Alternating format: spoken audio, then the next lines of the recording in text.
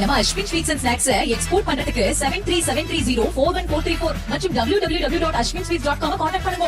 கடல் சீற்றம் காரணமாக கடலூர் வெள்ளி கடற்கரைக்கு செல்ல பொதுமக்களுக்கு அனுமதி மறுக்கப்பட்டுள்ளது.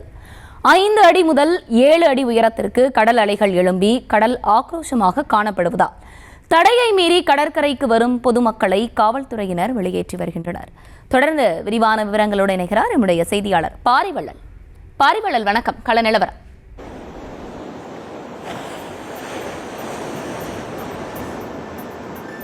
வர்ஷினி, கடலூர் மாவட்டத்தை பொறுத்த வரைக்கும் இந்த நீட்பா புயல் சார்பாக பார்த்தீங்கன்னா கடல் சீற்றத்தோடு காணப்படுகிறது. குறிப்பாக பார்த்தீங்கன்னா கடலூர் மாவட்டத்தை பொறுத்த வரைக்கும் இயற்கை பேரிடரால் இந்த பெரிதும் பாதிக்கப்படக்கூடிய மாவட்டம். ஏற்கனவே நீலம், தானே உள்ளிட்ட புயல்களில் பார்த்தீங்கன்னா இந்த புயல் காரணமாக கடலூர் மாவட்டத்தில் பெரும்பாலான மரங்கள்லாம் சாய்ந்து இந்த இயற்கை பேரிடரில் பாதிக்கப்பட்டிருக்கு. இந்நிலையில் பார்த்தீங்கன்னா இந்த புயல் காரணமாக கடலூர் வெள்ளி கடற்கரையை பொறுத்த வரைக்கும் கடல் சீற்றத்துடனே காணப்படுகிறது. மீன்வளத்துறை சார்பாக ஏற்கனவே மீனவர்கள் மறு அறிவிப்பு வரும் வரை யாரும் கடலுக்கு செல்ல வேண்டாம் என்று மீன்வளத்துறை சார்பாக அறிவிக்கப்பட்டுள்ளது.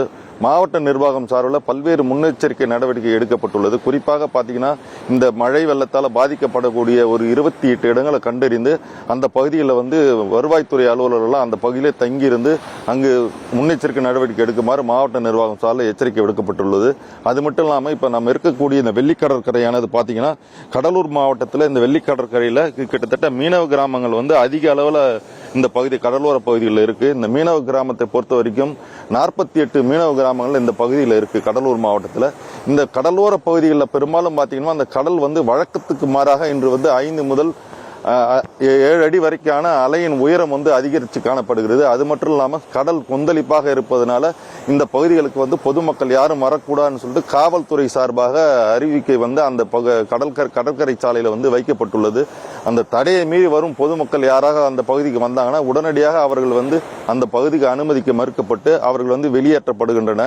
அது மட்டும் இல்லாமல் இந்த மீனவர்கள் தங்களது படகுகளை அருகாமையில் உள்ள பகுதிகளில் கடற்கரை ஓரமாக பத்திரப்படுத்தி தங்களது வலைகளையும் பத்திரப்படுத்தி வச்சிருக்காங்க.